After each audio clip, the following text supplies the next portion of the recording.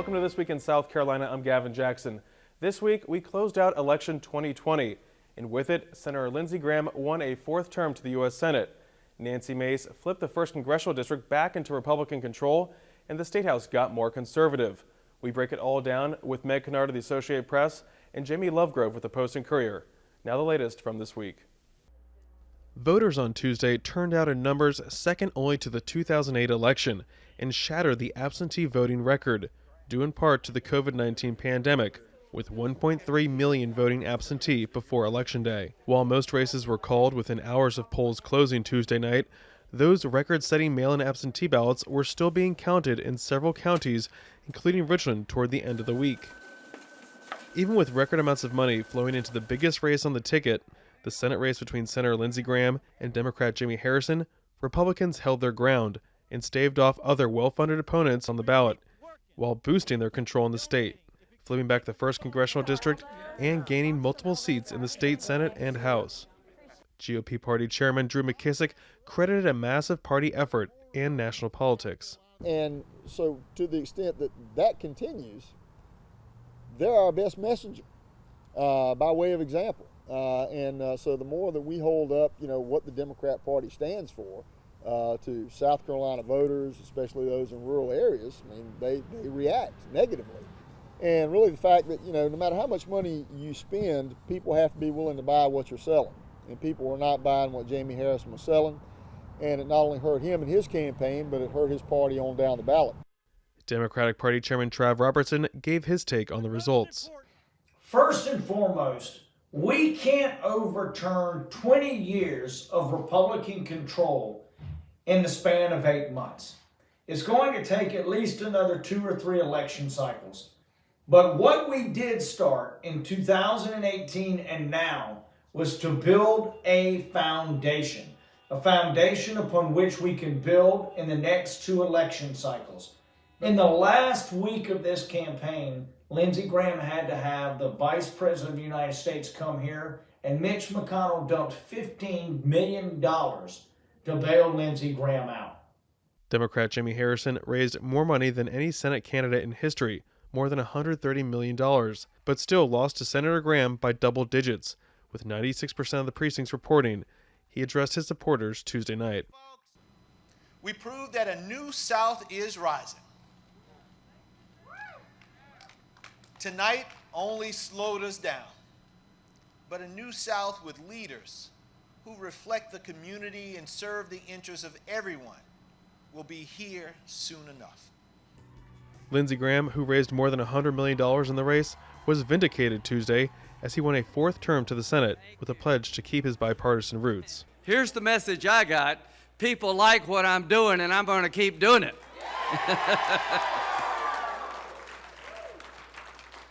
I'm going back to the Senate with a purpose.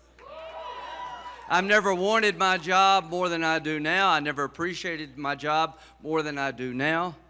I've never been more grateful to have it, and I think I've never been more prepared to do it than I am right now. So here's what we're going to do. We're going to put our national security interests ahead of everything else, because without national security, nothing else matters. Isn't that right, Joe?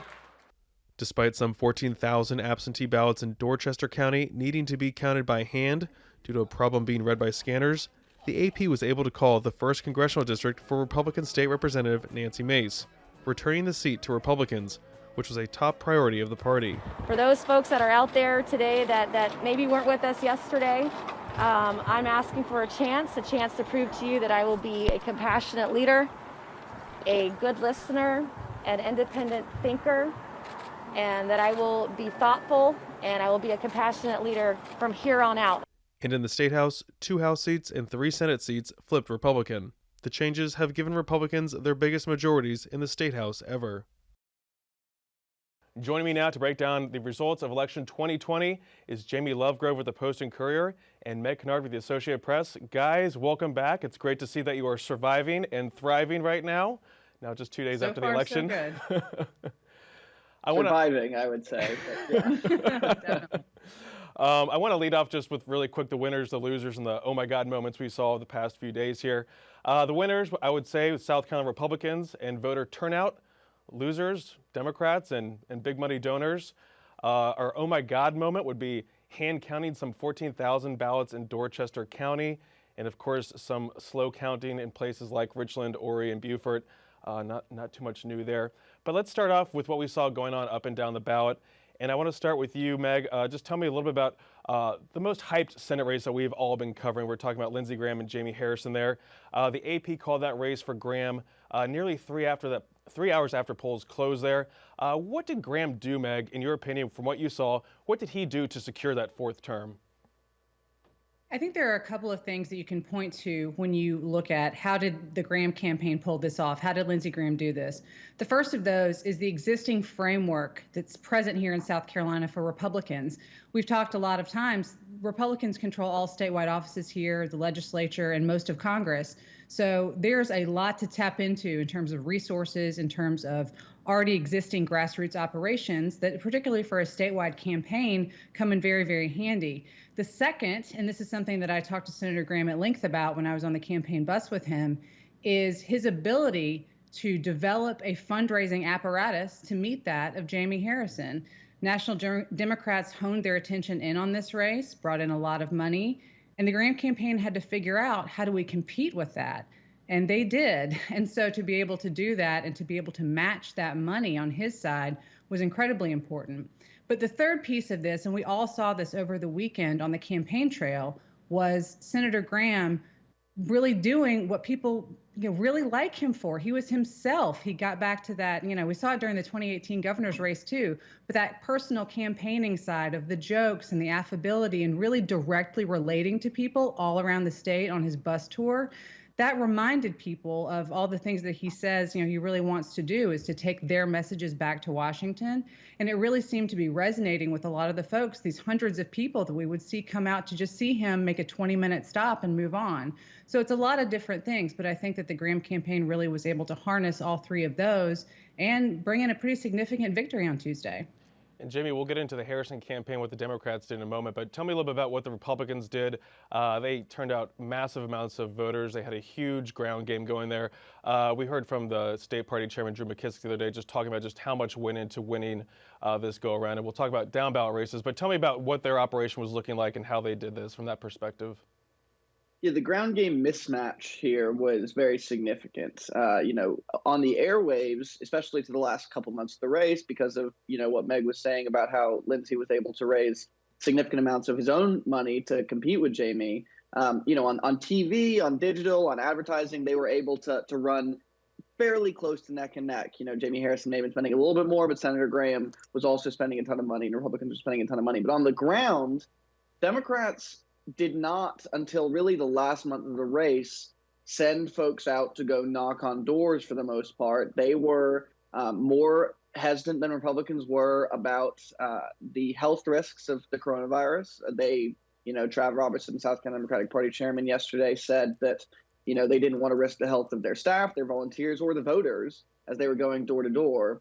The Republicans said that they were able to do it safely, and they had no qualms about doing it. And they kept doing it, pretty much from as soon as the state began to open back up. Drew McKissick said that they had 5 times the biggest get out the vote, turnout ground game operation the party has ever had in South Carolina. And they've already, of course, South Carolina Republicans, have dominated the state for well over a decade now. And yet, even compared to those previous cycles, they were significantly stepping it up. Campaigns really change things on the margins, and it's hard to imagine that even a Democratic ground game that had matched up with the Republican one would have been able to close what is now looking to be a double-digit difference between these two candidates. What helped Republicans and what hurt Democrats, and Republicans were saying this, frankly, for the entire campaign, was South Carolina fundamentally has more ideologically conservative-leaning voters than liberal-leaning voters. And particularly as the National Democratic Party has gotten more progressive over the years, it's gotten harder to convince conservative voters to split their tickets, even if they vote for Trump at the presidential level, to vote for Democrats down ballot. We're seeing much less of that as the years go on. And Trump remains, of course, very popular among huge swaths of South Carolina. And, he and Senator Graham both had coattails for the rest of the party. Meg, I want to follow back on to that, what Jamie was talking about and how they made this work. And we'll look at the flip side, look at the Democrats, look at Jamie Harrison's campaign. Obviously, a lot of national attention coming in there. But what did they do right? I mean, we can point to that national attention, but what didn't fall in their favor? Obviously, we're talking about turnout here and being a fundamentally Republican state, looking at a difference of about 260,000 votes right there going, for the Republicans. What was going on in the Harrison campaign, and maybe what more did they need besides obviously the voters to turn out? Clearly, most evidently, and first off, the thing they did right was fundraising. They clearly figured out how to tap into, as Jamie was noting, national Democratic networks, as well as folks here in South Carolina. That was one of the things that Jamie Harrison said he could bring to this race from the jump, was that he had national Democratic connections because of his time with the DNC and also representing the South Carolina Democratic Party during a very active 2016 presidential cycle. So he said he had those connections where he could really work to develop that fundraising, and he did, to the tune of $130 million at the end of the day. But the second thing that I think they also had going in their favor was, maybe it didn't end up working electorally for their favor, was, though, the attention, the ability. A lot of candidates who've never actually run for any elected office have to spend a really long time introducing themselves. And that can happen even up until election day. They feel like, especially against an incumbent, they have quite a deficit to make up in terms of people actually knowing their names. I think it's safe to say that anyone in South Carolina, down to my 9-year-old, knew who Jamie Harrison was by the time the election rolled around because of all of these ads that he had been able to run on television and on digital spaces. So certainly getting out his biography and making sure that people knew his name was something they did very well from the beginning. And even though it didn't work out in his favor for the election for this time, now, going forward, for anything else he decides to do, Jamie Harrison is not a stranger. People already know his name. They know most of his story. And so from that aspect, he's already built a sizable political biography if he decides to go for another office in the future. And Jamie, just to jump on that as well, looking at what the Harrison campaign did well and what didn't work in their favor, is this a plus when we look at Democrats running statewide? I mean, you're talking about a double-digit difference there and spending more than $120 million. And then you look at previous statewide races, most notably the governor's race with James Smith, and that was of a shorter margin. Obviously, that wasn't in a presidential election year, so things do change. But what can the Democrats take away from this race? When I talked to Jamie on Tuesday morning, as he was going around to polling locations around Columbia, of course, he didn't think at that point that he was going to lose by double digits. I think he was beginning to suspect that it was not quite going to go his way that day. And so he was starting to lay out the narrative, the case that he had helped build South Carolina Democratic politics for the future. And his case for that was, the party infrastructure is stronger than it has been an extremely long time. There's a whole new generation of campaign operatives who have worked on his campaign that may stay in South Carolina and try to build the Democratic Party. They have built a humongous national email fundraising list that it could benefit them for many, many years to come. I mean, it rivals just about any presidential campaign outside of probably Joe Biden and Bernie Sanders. And so those are all helpful. The flip side is that, and I started to hear Democrats talking about this as we approached Election Day, kind of quietly. Their one big fear was that if he did lose, and they really did not expect him to lose by this much, was that going to dissuade national organizations, national donors, Democrats around the country from investing in South Carolina in the future? Because if 130 million plus can't do it, what can? And the answer to that in Drew McKissick's mind, in the mind of the South Carolina Republican Party chairman, is there is no amount of money that can turn South Carolina blue. It is just too fundamentally conservative. And in some ways, by bringing all the attention that he did, he reminded Republican voters that, they can't get complacent, and they all showed up in huge numbers on Tuesday. I would just finally say that one thing that the Democrats have done well is recruiting these candidates with really inspiring life stories. Jamie Harrison, James Smith, as you mentioned, These are as good of candidate recruits as you could hope for in South Carolina for Democrats. Because what they're trying to do is make this more about character, make this more about personalities, and less about some of these more divisive policies, because again, they know as well as we do that there are so many conservative voters in South Carolina. The problem is every single time we get into the last 2 months of the election, the Republican candidates are really good at reminding voters about the policy consequences of these elections. And Lindsey Graham kept hammering home the fact that this is not a personality contest. You may not like me as a guy. I hope you do. But if you don't forget about control of the Senate and conservative judges and conservative policies. And that drives voters to the polls at the end of the day. Yeah, up and down the ballot, we saw that for sure. Before we get to the first congressional district race, obviously a huge one to talk about. Meg, I want to wrap up here and talk about the money in the Senate race. We've been talking about Jimmy Harrison raising $130+ million. The Graham campaign, getting up there with about $100 million plus. Do you think that money turned people off? You heard Lindsey Graham in his victory speech say this was the worst return on investment in American politics, for referencing the Harrison campaign, and we're looking at still again double-digit loss here. Did that turn people off when we see the advertising? Did it just not work? I mean, obviously dollar bills don't vote in South Carolina. We're fundamentally Republican here. It didn't really change much. What did it do? Well, it certainly allowed the candidates to get their messages out there. But as you note, with the ads, that kind of led to a saturation point. And so I think people on both sides of this race had gotten to the place where they were sick of hearing about it.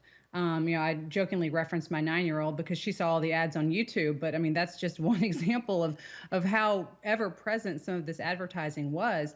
And there were also critics, of course, who look at this race, all told on all sides, including the third party groups in the, $250 million range, and saying, wow, what else could we be doing with that money? Why is this necessary? And when I was talking with Drew McKissick yesterday about all the money in this race, he made a good point. Because of the nationalization of this contest and all of the national money that the Harrison campaign was able to tap into, that actually ended up strengthening Republicans here. Not just because they developed a pathway so they could also start raising that much money, but just infrastructurally, it also forced them to, as he described it, basically fortify themselves for when things like this happen. So in terms of the Senate race, any other Senate race that comes up, or other races that will be just, it's painful to think about, 2 years from now, we'll be doing the governor's race and all the congressional races again. They're ready. And he says that they're going to have an even stronger statewide apparatus on a grassroots level, on a fundraising level, on a staffing level, to be prepared for whatever Democrats try to bring. So the money for Democrats, it helped them during the campaign, but it might hurt them in future ones. Yeah, and that was something I was going to actually try and tie in there, Jamie. When we look at 2022, we look at the governor's race, Tim Scott's race, these are not going to be anywhere near similar, I wouldn't think, to what we saw this year. Obviously also because it's a midterm, but still, Tim Scott is not the figure that Lindsey Graham was, not this motivating figure nationally. Though he does have a lot of name ID, it's a completely different situation there. What's 2022 going to look like briefly? Yeah, I would certainly imagine that the top target for Democrats in 2022 is going to be Governor McMaster, or frankly, we can get into this later, probably not today, but whoever the Republican nominee is for governor, because I am quite confident there will be a contested primary on that side. I think that will be their top target for a number of reasons. Tim Scott is by far the most popular politician in South Carolina, at least the most popular current sitting politician in South Carolina. So he is very hard to touch for Democrats at this point. I'm sure they will have someone running against him. It will definitely not be unchallenged, but that one's going to be extremely difficult. When it comes to governor's races, North Carolina Democrats have been very, very effective at winning governor's races, even when the state on federal level goes red. The way they do that is to try to talk more about these state level issues, governing competency, less polarizing partisan issues that are able to convince a lot of moderate Republicans to come over and vote for a Democrat for governor. And we just saw, it looks like North Carolina is probably going to go red in the presidential race. And we just saw the Democratic governor easily win in North Carolina. That's a formula that Democrats in South Carolina have long been hoping they could channel and bring down here. And we'll see if they can have some more success with that in 2022. But you're right, there will never be, there's probably not going to be this much money here in any foreseeable race in the future. And, that may not be the worst thing in the world for Democrats. That what they seem to acknowledge yesterday, and Republicans certainly said, was that there was a lot of diminishing returns on this spending. Once you get up with the first several hundred ads, people kind of tune them all out. And when you look down ballot, when you have the airwaves filled with ads about the Senate election, about the presidential election, that makes it much more difficult for candidates in down ballot races to distinguish themselves from the top of the ticket. So it may be for the better for Democrats in the long run. And I apologize, we only have about 5 minutes left, and I know we're already talking about things that aren't even happening right now. But Meg, I want to talk about SCO1. We saw it flip back red after 40 years. It flipped blue in 2018 with Joe Cunningham. Nancy Mace flipped that seat back there. Kind of tell us what happened there and how she was able to do that. Sure. I think that one of the biggest things that helped Nancy Mace in this district was the fact that this is a presidential election year. 2018 was not, when that district flipped back to blue control. And so this year, there were a lot of voters coming out to support President Trump. And Nancy reminded folks, not as often as you might think, but she did point out that she was supported by President Trump. She had worked on his campaign, and people coming out to vote for president were voting for her as the Republican nominee in the 1st District. She also has a pretty fascinating biography, as we've talked about with Jamie Harrison as well, the first woman to graduate from the Citadel. She often talked about the Waffle House where she worked when she dropped out of high school. We were there yesterday in the parking lot. She was kind of wrapping up her campaign there.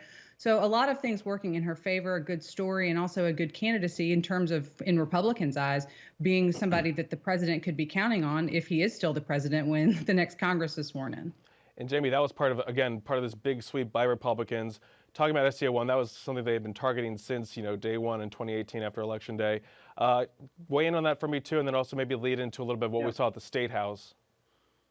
Yeah, well, in terms of the Low Country, Charleston continues this leftward trend. It is really a pretty blue county at this point.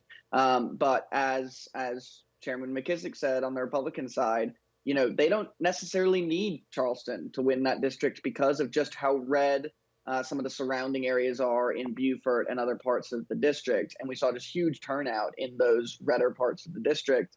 There was in some ways it snuck up on them in 2018. And there was no way that was going to happen this time. All of their voters were highly plugged into this race, both at the presidential level and the congressional level. And so they turned out and they were able to make sure that Charleston was not able to basically decide the outcome of the election.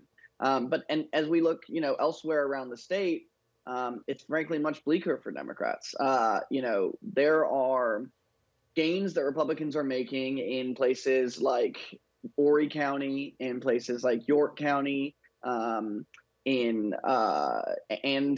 even in parts of the Low Country, the PD in general.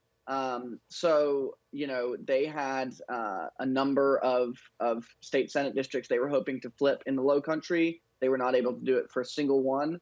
Meanwhile, they lost 2 upstate state senators, Floyd Nicholson of Greenwood and Glenn Reese of Spartanburg, and perhaps most significantly of all, Vincent Shaheen of Camden, the 2010 and 2014 gubernatorial nominee, one of the most esteemed Democratic legislators in the State House. The big picture that's beyond the individuals is Republicans are going to enter redistricting with in the strongest position they've been in modern history. And that is going to put them in an incredibly advantageous position to draw these districts in a way that is going to ensure their control, their dominance of South Carolina politics for the next decade. Trav Robertson, the South Carolina Democratic Party chairman, acknowledged yesterday this kind of red wave that we saw this year could not have come at a less opportune time for them, and is going to make it, frankly, very difficult for them to make the state more competitive in the years ahead. Yeah, Meg, just to piggyback on that with 30 seconds, kind of give me your final thoughts on election 2020 and what Jamie was talking about, the uphill battle now for Democrats, even more so than it has been before.